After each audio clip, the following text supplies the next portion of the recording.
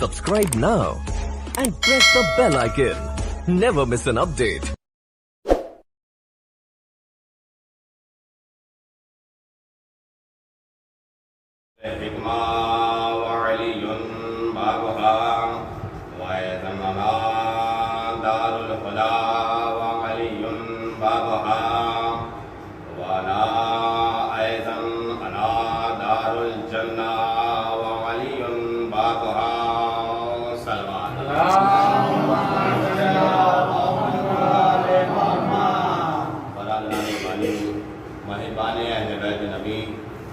मातम दाराने सरकारे सैयदुश्शुहदा, हमने आपके दरमियान में पैगम्बर अकरम हज़रत मोहम्मद मुस्तफ़ा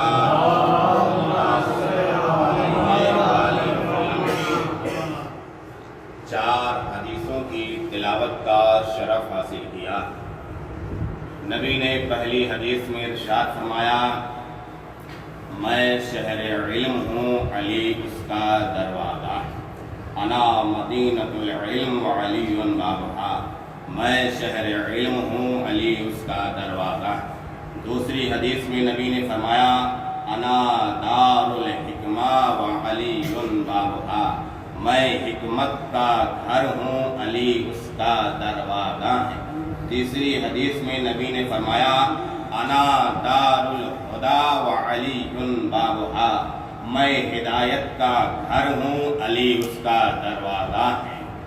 चौथी हदीस में नबी ने फरमाया, अना दारुल जन्ना व अलीयुन बाबुहा, मैं जन्नत का घर हूँ, अली उसका दरवाज़ा है।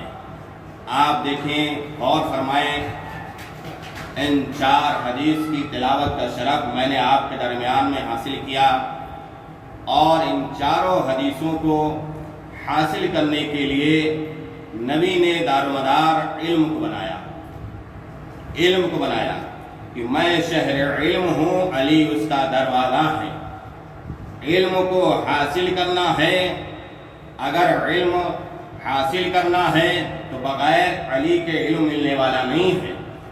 अगर दामन अली से वाबस्ता रहोगे तो इल्म मिलेगा। कौन सा इल्म मिलेगा? रहमान वाला इल्म मिलेगा। अगर अली से दूर रहोगे तो शैतान वाला इल्म मिलेगा। देखिए, इल्म है बरअक्स तालीम। और फरमाएंगे, तालीम में 5 हर्फ हैं। पहले हर्फ का नाम है ते, दूसरे हर्फ का नाम है आयन, तीसरे हर्फ का नाम है लाम, चौथे हर्फ का नाम है ये, पांचवें हर्फ का नाम है मीम। यानी इल्म का दारो मदार 5 हर्फों पर है नहीं, बल्कि लफ्ज यूं अदा किया जाए, तालीम की मरकजियत का नाम है पंजतने पाक। जब इनसे वाबस्ता हो जाओगे तुम्हें रहमान वाला इल्म मिलेगा, इनसे दूर होगे तो शैतान वाला इल्म मिलेगा। सल्लल्लाहु अलैहि वसल्लम।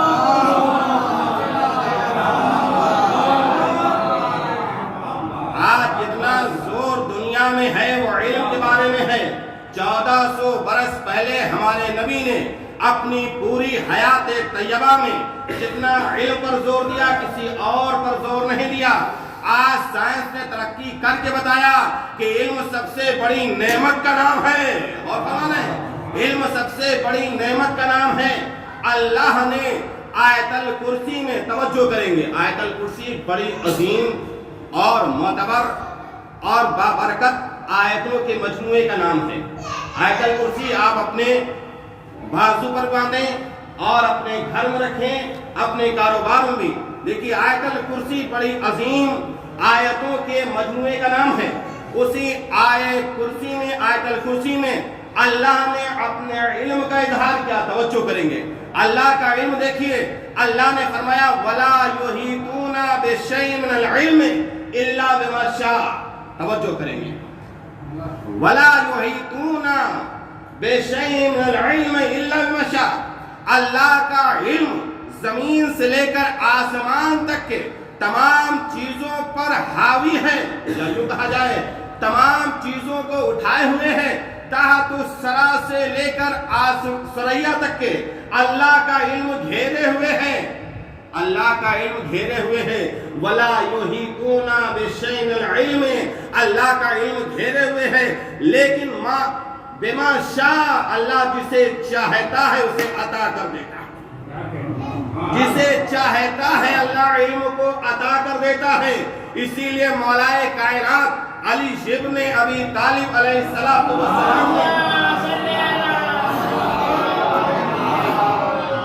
علم کے سلسلے میں فرمایا اللہ نے علم کے 10 درجے بنائے ہیں. توجہ کریں گے، اللہ نے علم کے 10 درجے بنائے ہیں. ان 10 درجوں میں اللہ نے 9 درجے مجھے عطا کیے ہیں. اللہ اکبر. اللہ نے علم کے 9 درجے مولا فرماتے ہیں مجھے عطا کیے اللہ نے، اور 10ویں درجے میں اولین سے لے کر آخرین تک کے تمام اللہ نے اپنی مخلوق کو عطا کیا، اور ان میں بھی اس 10ویں حصے میں بھی اللہ نے میرا حصہ زیادہ رکھا ہے. اللہ یہ علم علی. ادھر اللہ کہہ رہا ہے ہم نے اپنے علم کو زمین سے لے کر آسمان تک کے تمام چیزوں پر حاوی کر دیا ہے.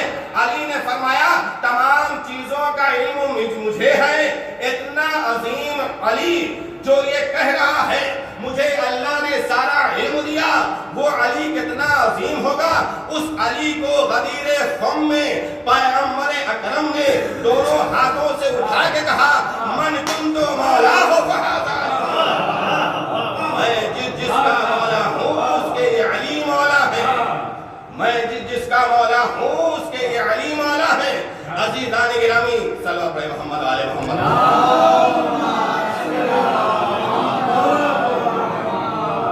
میں نے پیش کیا 4 حدیثوں کو. پہلی حدیث پیغمبر کی علم، دوسری حدیث دانش حکمت، تیسری حدیث ہدایت، چوتھی حدیث جنت. آج ساری دنیا چاہتی ہے علم کے ذریعے سے ہمیں حکمت مل جائے گی، ساری دنیا چاہتی ہے علم کے ذریعے سے ہمیں ہدایت مل جائے گی. ساری دنیا کے خیال میں یہ ہے کہ علم کے ذریعے سے ہمیں جنت مل جائے گی. یقیناً جنت ملے گی، لیکن شرط ہے عزیزان گرامی غور فرمائیں گے. ہر انسان، کسی بھی آپ طالب علم سے پوچھیں آپ کہاں جا رہے ہیں؟ اسکول جا رہے ہیں، مدرسے جا رہے ہیں. کیوں جا رہے ہیں؟ علم کو حاصل کرنے کے لیے. آپ یہ کام کیوں کر رہے ہیں؟ یہ اتنی ہوشیاری سے کیوں؟ یہ سوچ سمجھ کے کیوں؟ عقل مندی اسی میں ہے، حکمت اسی میں ہے. ہمیں کامیابی ملے گی اگر ہم حکمت سے کام کریں گے. اور کیوں آپ ان بزرگوں سے وابستہ ہیں؟ کہا ہدایت ان سے ملے گی، ہدایت ان سے ملے گی، راستہ سیدھا راستہ ان سے ملے گا. آپ یہ سارے کام کیوں اچھے انجام دے رہے ہیں؟ کہا جنت کی لالچ میں کر رہے ہیں، جنت کی وجہ سے کر رہے ہیں. سارے کام دنیا میں ہم کر رہے ہیں اس وجہ سے کہ ہم جنت چلے جائیں. نبی نے فرمایا یاد رکھو اگر تمہیں علم چاہیے تو در علی پر آؤ، اگر حکمت چاہیے علی کے در پر آؤ، ہدایت چاہیے علی کے در پر آؤ، جنت چاہیے علی کے در پر آؤ.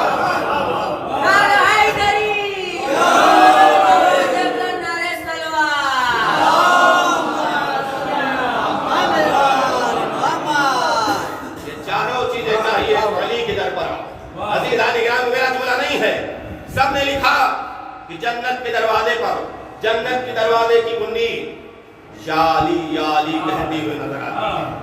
اللہ اکبر. لوگ کہتے ہیں یا علی کہنا معاذ اللہ بدعت ہے. تو روز محشر جب جنت کی طرف چلیں گے تو وہاں بھی یا علی کی آواز آئے گی. کہیں گے یہ بدعتی لوگ کہاں آ گئے؟ لیکن دنیا میں یا علی کہنے والے سمجھ جائیں گے یہ جنت کا دروازہ ہے، ہم جنت میں داخل ہو جائیں. لیکن بدعتی کہنے والے فوراً دور ہو جائیں گے. کہا یہ نہیں بلکہ ہم دوسرے راستے جائیں گے. جب دوسرے راستے جائیں گے دوسرا راستہ جہنم کا راستہ ہوگا. دنیا نے بتا دیا یا علی کہنا جنت کی علامت ہے، یا علی سے دور رہنا جہنم کی علامت ہے.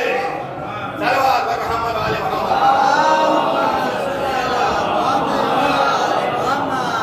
عزیزان گرامی غور فرمائیں گے. میں نے علم کی بات کی ہے. دنیا میں انسانی کمالات اور بلندی، جاؤ حشم، ترقی کی بنیاد کا نام ہے علم. 4 چیزیں ہیں دنیا میں وہ اگر انسان کے پاس موجود ہیں، دنیا کی کوئی ہستی اسے ذلیل و رسوا نہیں کر سکتی ہے، کبھی وہ ناکامیاب نہیں ہوگا، ہر جہاں اسے کامیابی ملے گی۔ دنیا کی 4 چیزیں ہیں جن کے پاس بھی وہ 4 چیزیں موجود ہوں گی، دنیا کی کوئی ہستی اسے اس کا کچھ بگاڑ نہیں سکتی، اسے ذلیل نہیں کر سکتی۔ پہلی چیز کا نام ہے علم، توجہ کریں گے، پہلی چیز کا نام ہے علم، دوسری چیز کا نام ہے شجاعت، بہادری، تیسری چیز کا نام ہے عبادت، اللہ سے قریب ہونے کے لیے اللہ کی بندگی، چوتھی چیز کا نام ہے سخاوت، اللہ اکبر۔ آپ نے غور فرمایا 4 چیزیں ہیں دنیا میں، زندگی گزارنے کے آرام و سکون سے زندگی گزرے گی، دنیا بھی گزرے گی اور آخرت بھی گزرے گی۔ پہلی چیز کا نام ہے علم، توجہ کریں گے عزیزان گرامی، پہلی چیز کا نام ہے علم۔ اگر علم کے بارے میں دیکھنا ہے، روز ازل سے لے کر قیامت تک کے علی جیسا عالم نہیں ملے گا، کیا سن رہے ہیں؟ علی جیسا عالم نہیں ملے گا۔ ارے عزیزان گرامی، دنیا نے جس نے بھی کہا میں عالم ہوں، آپ سمجھ جائیے اس نے زانوئے ادب طے کر کے اس نے علم کو حاصل کیا ہے، چاہے وہ کسی مدرسے میں تعلیم حاصل کی ہو، چاہے کسی اسکول میں تعلیم حاصل کی ہو، بغیر علم کو حاصل کیے ہوئے کبھی کوئی یہ نہیں کہے گا کہ ہم عالم ہیں۔ لیکن ایک واحد ذات ہے، اس ذات کا نام ہے علی بن ابی طالب۔ دانی لکھا کسی کے سامنے زانوئے ادب طے کر علم کو نہیں حاصل کیا، بلکہ تاریخ لکھا منبر کوفہ پر آواز دے رہے ہیں، سلونی سلونی قبل ان تفقدونی، جو سوال کرنا ہو سوال کر لو، جو پوچھنا ہو پوچھ لو، قبل کہ میں تمہارے درمیان سے گزر جاؤں۔ لوگوں نے سوال کیے، لیکن سوال ایسے کیے جہالت والے سوال۔ علی نے بتایا تم اگر پوچھنا چاہتے ہو تو زمین کے راستوں کو پوچھو، میں زمین کے راستوں کو جانتا ہوں، زمین کے راستوں سے زیادہ آسمان کے راستوں کو زیادہ جانتا ہوں۔ علی نے بتا دیا قیامت تک کے حالات سے واقف میں ہوں۔ صلوات پر محمد آل محمد۔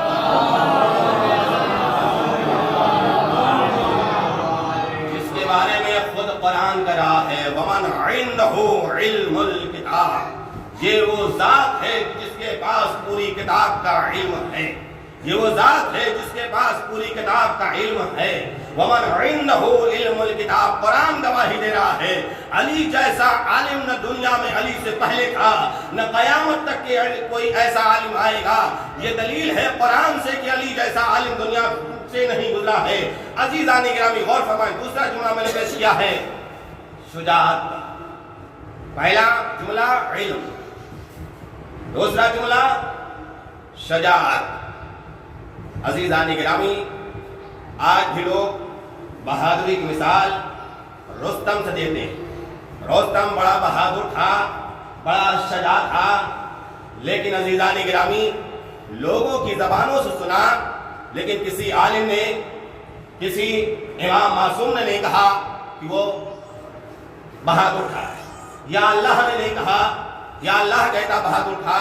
لیکن عزیزان گرامی علی اس ذات کا نام ہے جس کا قصیدہ آج بھی قرآن پڑھ رہا ہے، کانہم بنیان مرصوص، یہ ایسی جنگ کرتا ہے میدان جہاد میں، اس طریقے سے تلوار چلاتا ہے جیسے سیسا پلائی ہوئی دیوار کے مانند۔ اللہ اکبر، یہ ہے علی کی شجاعت۔ علی نے شجاعت کے بارے میں بتایا، میں وہ بہادر ہوں، میں وہ شجاع ہوں۔ اگر میدان جہاد میں لوگ بھاگتے ہوئے نظر آئے، یہ سمجھ جائیے سب کے سب غیر فرار ہیں، اور میدان میں جم کر لڑنے والا سمجھ جائیے یہ ہے جم کر لڑنے والا، یہ فرار نہیں ہے، غیر فرار ہے۔ علی نے جم کے لڑ کے بتا دیا دنیا والوں سب کی قسمت میں ناکامیابی ہے، میری قسمت میں کامیابی ہے۔ عزیزان گرامی اور فرمایا علی نے جنگ میدان جہاد، دیکھیے بہادری کا عالم دیکھیے، اگر جنگ کے درمیان میں اگر علی کی تلوار ٹوٹ بھی جاتی ہے تو اللہ کو گوارا نہیں کہ میرا معصوم بندہ بغیر اسلحے کے رہے، بغیر تلوار کے رہے، اللہ نے جنت سے تلوار کو بھیجا اور تلوار بھی خاموش نہ رہی، تلوار بھی قصیدہ پڑھتی بھی آئی، لا فتح الا علی لا سیف الا ذوالفقار، کوئی تلوار نہیں ذوالفقار کے سوا، کوئی جوان نہیں علی کے سوا۔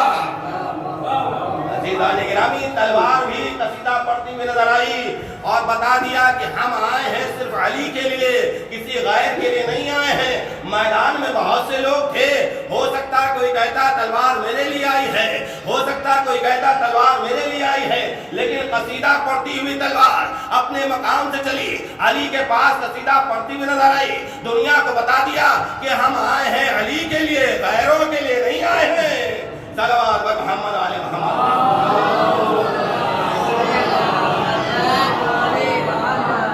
پہلا جملہ علم، دوسرا جملہ شجاعت، تیسرا جملہ ہے، توجہ کریں گے، تیسرا جملہ ہے عبادت۔ بغیر عبادت کے عزیزان گرامی ہم اللہ تک نہیں پہنچ سکتے۔ آپ اور آپ نماز پڑھتے ہیں، نماز سے پہلے فوراً نیت کرتے ہیں قربتاً الی اللہ، اے میرے اللہ تجھ سے قریب ہونے کے لیے ہم تیری بارگاہ میں 2 رکعت نماز پڑھ رہے ہیں، ہم تجھ سے قریب ہونے کے لیے 4 رکعت نماز پڑھ رہے ہیں، ہم تجھ سے قریب ہونے کے لیے 3 رکعت نماز پڑھ رہے ہیں۔ عزیزان گرامی، معلوم یہ ہوا دنیا میں عبادت بھی بہت ہی ضروری ہے، بغیر عبادت کے نہ اللہ خوش ہوگا، نہ رسول خوش ہوں گے، نہ ائمہ معصومین خوش ہوں گے، بلکہ یوں کہا جائے عبادت ساری دنیا کی عبادت ایک طرف، علی کی عبادت ایک طرف ہے۔ کیا کہا جنگ خندق میں پیغمبر اکرم نے؟ علی کی جنگ، علی کی ایک تلوار ثقلین کی عبادت سے بھی بھاری ہے۔ ضربت علی یوم الخندق افضل من عبادت الثقلین۔ اللہ اکبر۔ ساری دنیا کی عبادت میں ایک طرف، علی کی عبادت ایک طرف۔ عزیزان گرامی، جیسی عبادت علی نے کی ہے دنیا میں کوئی ایسی عبادت نہیں کر سکتا ہے۔ اللہ کی عبادت جیسی علی نے کی ہے دنیا کا کوئی بشر اطاعت نہیں کر سکتا ہے۔ جیسی علی نے اللہ کی حمد و ثنا کی ہے دنیا کا کوئی بشر بھی اللہ کی ایسی حمد و ثنا نہیں کر سکتا ہے۔ کل بھی دنیا علی کی عبادت کی مثال دیتی تھی، آج بھی مثال دے رہی ہے، صبح قیامت تک کے علی کی عبادت کی مثال دی جائے گی۔ علی نے آخری لمحے میں کوفے کی مسجد میں سر کو رکھ کے بتایا، فزتو برب الکعبہ، کعبے کی قسم علی کامیاب ہو گیا۔ صلوات بر محمد علیہ۔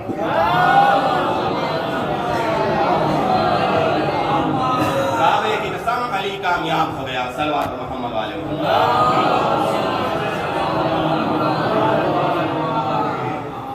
علی کو کامیابی ملی سجدے کی بنا پر، علی کو کامیابی ملی نماز کی بنا پر۔ علی نے دنیا کو بتا دیا مجھ جیسے امام کو اگر کامیابی ملتی ہے تو عبادت کی وجہ سے، ہم تو اس کے چاہنے والے ہیں اس امام کے، ہم کیوں نہ عبادت کریں، کیوں عبادت سے غافل رہیں، ہمیں بھی کامیابی ملے گی تو عبادت کی وجہ سے۔ یہ ہے عبادت علی۔ چوتھا جملہ ہے علی کی سخاوت، اور فرمائیں گے سخاوت۔ دیکھیے عزیزان گرامی، آج پوری دنیا حاتم طائی کی سخاوت کی گن گاتی ہے کہ جیسا حاتم طائی سخی تھا دنیا کا کوئی بشر ایسا سخی نہیں ہے۔ حاتم نے 40 دروازے اپنے گھر کے بنائے تھے اور اعلان کیا تھا کہ جو فقیر آئے تو 40 دروازے آئے، ہم ہر دروازے سے دیں گے تاکہ اس کی جھولی بھر جائے اور اس کی حاجت پوری ہو جائے۔ لیکن عزیزان گرامی، جب میرے مولا کو معلوم ہوا، مولا نے فرمایا یاد رکھو کیوں نہ ایک دروازے سے اتنا دے دیا جائے کہ اس کو 40 دروازے جانے کی ضرورت نہ پڑے۔ کیوں فقیر کو آپ تھکا رہے ہیں، کیوں پریشان کر رہے ہیں؟ ایک دروازے سے اتنا دے دو تاکہ وہ 40 دروازے جانے کی اس کو ضرورت نہ پڑے۔ عزیزان گرامی، دیکھیے یہ ہے مولا کائنات کا فرمان، لیکن تاریخ لکھا کہ مولا کائنات علی بن ابی طالب علیہ السلام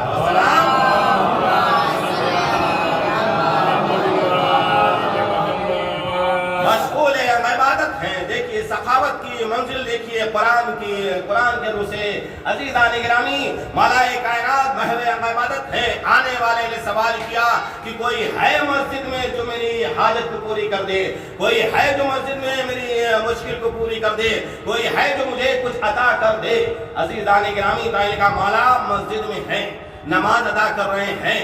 سائل واپس پڑھنے لگا یہ کہہ کر پروردگار ہم تیری بارگاہ سے خالی ہاتھ جا رہے ہیں. یہ سننا تھا. تاریخ لکھا کہ علی نے انگلی کا اشارہ کیا. سائل بھی سمجھدار تھا. اللہ اکبر. سائل بھی سمجھدار تھا. فوراً پلٹا. علی کے ہاتھ کی انگلی سے انگوٹھی کو اتارا, لے کر چلا گیا. عزیزان گرامی انگوٹھی لے کر چلا گیا. پیغمبر کے پاس جبریل امین تشریف لائے اور آنے کے بعد کہا نبی اللہ خداوند عالم درود و سلام کے بعد آپ کو پیغام دے رہا ہے کہ ایک شخص وہ ہے جس نے اللہ کی راہ میں خیرات کی ہے, اس کی شان میں اللہ نے آئے ولایت نازل کیا ہے. اتنے میں علی تشریف لائے. علی سے فرمایا یا علی کیا تم نے اللہ کی راہ میں کچھ دیا ہے؟ کہا ہاں ہم نے دیا ہے. ایک انگوٹھی تھی جو میں نے سائل کو دے دیا. اللہ اکبر. اگر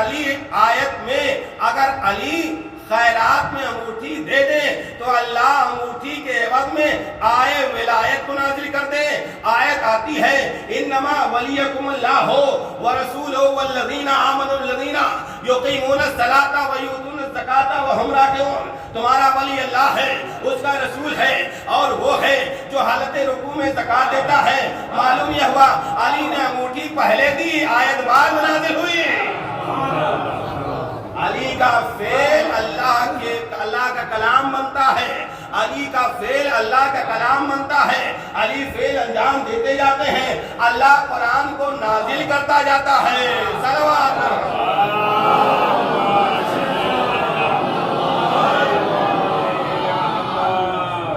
عزیزان گرامی اور فرمائیں گے علی نے جو کام کیا اللہ نے قرآن بنایا. دیکھیے زیادہ وقت نہیں لینا ہے, اتنا ضرور پیش کرنا ہے کہ آج ہم سب چہلم منانے کے لیے بیٹھے ہوئے ہیں, کربلا کے شہیدوں کا چہلم منانے کے لیے بیٹھے ہوئے ہیں. عزیزان گرامی غور فرمائیں گے کربلا کے حوالے سے ایک بلند ترین سبا پڑھے محمد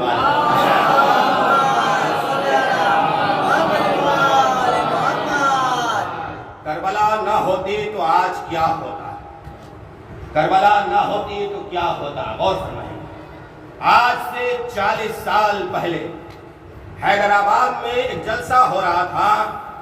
جلسے میں مقررین کو وقت دیا گیا کہ اتنا وقت آپ بولیں گے, اور اس جلسے میں آیت اللہ سید العلماء علی نقی نقن صاحب تشریف فرما, وہ صدر جلسہ تھے. سب مقررین نے تقریر کی. توجہ کریں گے عزیزان گرامی, ہمیں بزرگوں کے اقوال سے بھی عبرت حاصل کرنا چاہیے. آخر میں ان کو موقع ملا سید العلماء کو 5 منٹ. توجہ کریں گے عزیزان گرامی, سب نے تقریر کی. بانی جلسہ نے کہا جناب آپ کو صرف ہم 5 منٹ دیتے ہیں, 5 منٹ کے بعد ہم سب چلے جائیں گے, آپ تنہا رہ جائیں گے, لہذا صرف آپ 5 منٹ تقریر کر سکتے ہیں. عزیزان گرامی غور فرمائیں, اس جلسے کا موضوع تھا کربلا نہ ہوتی تو کیا ہوتا. کیا موضوع تھا؟ کربلا نہ ہوتی تو کیا ہوتا. تاریخ لکھا سید العلماء کھڑے ہوئے, کہا مجھے 5 منٹ کا موقع ملا ہے, 5 منٹ میں 4 جملے ہم پیش کریں گے اور آپ سمجھ جائیے کربلا نہ ہوتی تو کیا ہوتا. کہتے کیا ہیں دوستو عزیزوں, کربلا نہ ہوتی تو کیا ہوتا. جمعے کی نماز مجھ کو پڑھائی جاتی, کربلا نہ ہوتی تو یہ ہوتا. سید العلماء کا جملہ ہے, میرا جملہ نہیں ہے. کہتے ہیں کربلا نہ ہوتی تو جمعے کی نماز مجھ کو پڑھائی جاتی. پھر کہتے ہیں دوسرا جملہ میرا یہ ہے, پھر سید العلماء کہتے ہیں دوسرا جملہ یہ ہے کہ مدینے میں ایک جنازہ جا رہا تھا. اور قاضی صاحب کو نماز پڑھانے کے لیے بلایا گیا. قاضی صاحب کو نماز پڑھانے کے لیے بلایا گیا. میں ان کی کتاب سے پیش کر رہا ہوں. ان کو بلایا گیا نماز پڑھانے کے لیے. جنازہ رکھا گیا. قاضی صاحب نے کہا پہلے چادر کو ہٹایا جائے, ہم دیکھتے ہیں مرد ہے یا عورت. چادر کو ہٹایا گیا, دیکھا مرد ہے لیکن کلین شیو, گاڑی نہیں, صاف. کیا کہا قاضی نے؟ علامہ کہتے ہیں سید العلماء جیسے ہی کہا اس کا چہرہ صاف ہے, کہا اس کے 80 کوڑے لگائے جائیں گے. کتنے کوڑے لگائے جائیں گے؟ 80 کوڑے لگائے جائیں گے. اس کے بعد ہم نماز جنازہ پڑھائیں گے. سید العلماء کہتے ہیں کربلا نہ ہوتی تو یہ ہوتا. وہ جو کر رہے ہیں, کربلا نہ ہوتی تو یہ ہوتا, 80 کوڑے لگائے جاتے. کربلا نہ ہوتی تو یہ ہوتا. پھر تیسرا جملہ پیش کرتے ہیں کہ دیکھو عزیزو, یاد رکھو, یاد رکھیے گا. تیسرا جملہ سید العلماء کہتے ہیں ایک پیش نماز صاحب نماز پڑھانے کے لیے آ رہے تھے, ایک پیر کو اٹھائے ہوئے تھے. توجہ کریں گے, دیکھیے کربلا نہ ہوتی تو کیا ہوتا. جملہ سماعت فرمائیں گے. ایک پیش نماز صاحب نماز پڑھانے کے لیے آ رہے تھے, ایک پیر کو اٹھائے ہوئے تھے, دوسرے پیر سے چل رہے تھے. آئے مصلی عبادت پر, نماز پڑھانے لگے. نماز تمام ہو گئی. نمازیوں نے پلٹ کر سوال کر لیا. دیکھیے کم علم والے نہیں تھے, سب علم والے تھے. سوال کر لیا پیش نماز صاحب آج آپ کی نماز تو عجیب و غریب تھی, کیا ہے؟ آج آپ نے ایک پیر سے نماز پڑھائی. ایک پیر تو آپ اٹھائے ہوئے تھے, ہوا میں معلق کیے تھے, ایک پیر تو مصلی پر تھا, ایک پیر آپ اٹھائے ہوئے تھے. پیش نماز نے کہا بھائی وجہ یہ ہے کہ ہم جب گھر سے چلے تو چھینٹیں پڑ گئی ایک پیر پر, جس کی بنا پر میرا ایک پیر نجس ہو گیا. میں نے گوارا نہیں کیا کہ اس پیر کو مصلی عبادت پر رکھوں. سید العلماء کہتے ہیں کربلا نہ ہوتی تو یہ ہوتا. کربلا نہ ہوتی تو یہ ہوتا کہ پیش نماز بھی ایک پیر سے نماز پڑھاتا. چوتھا جملہ عزیزان گرامی, سید العلماء کہتے ہیں کہ غور کرو عزیزان گرامی, نماز پڑھانے والا صبح کی 2 رکعت نماز پڑھا چکا, پھر پوچھتے ہیں کیا میں اور نماز پڑھا دوں؟ سید العلماء کہتے ہیں اگر کربلا نہ ہوتی تو اور بھی نماز ہوتی. صلوات بر محمد والے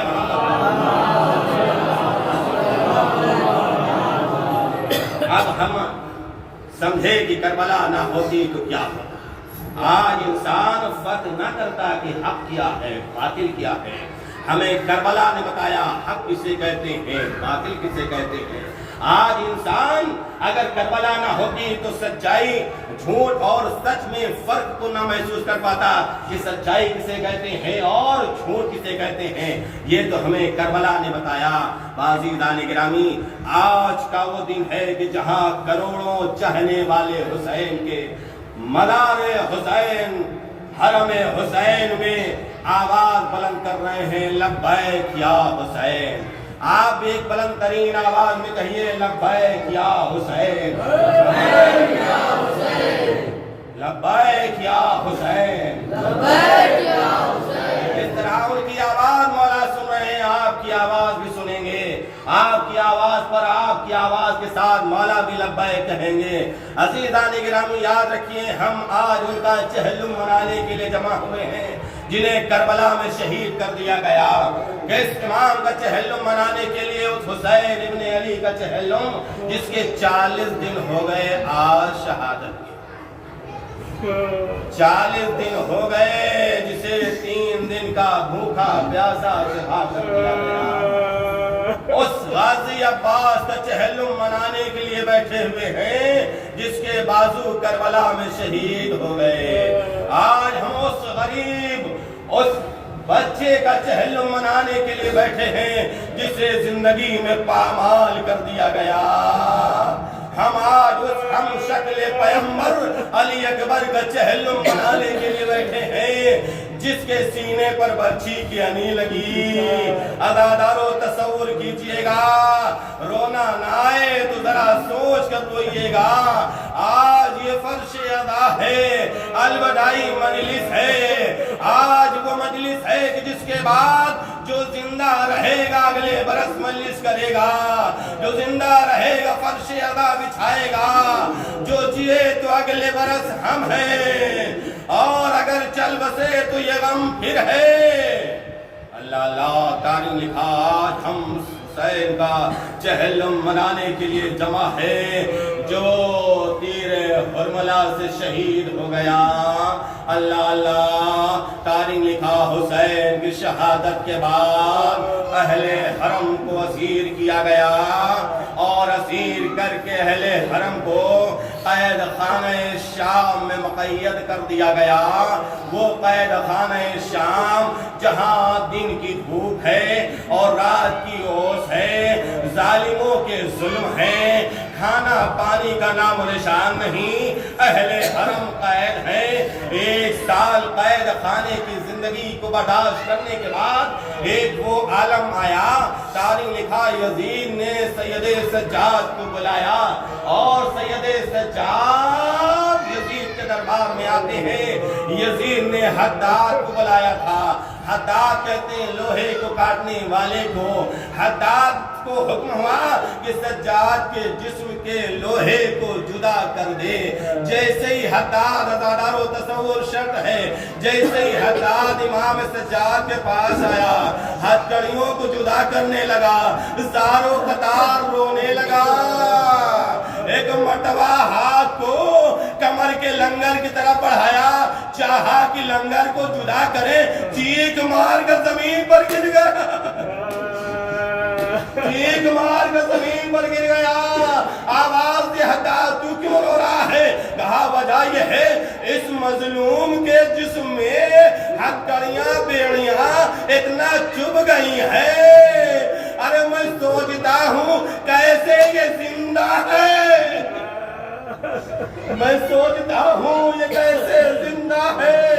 عزادارو یہی وہ جملہ تھے، یہی وہ جملے تھے جو امام سجاد کی شہادت ہوئی ہے نا، جب مرتبہ غسل 5ویں امام دینے لگے، جب مرتبہ چیخ مار کر رونے لگے۔ سوال کرنے والوں نے پوچھا مولا آپ غسل سجاد کے وقت کیوں روئے؟ کہا میرے بابا کو ہتھکڑیاں پہنے ہوئے 35 سال ہو گئے، لیکن آج بھی نشان ہے ہتھکڑیاں، آج بھی کمر کا لنگر نشان باقی ہے۔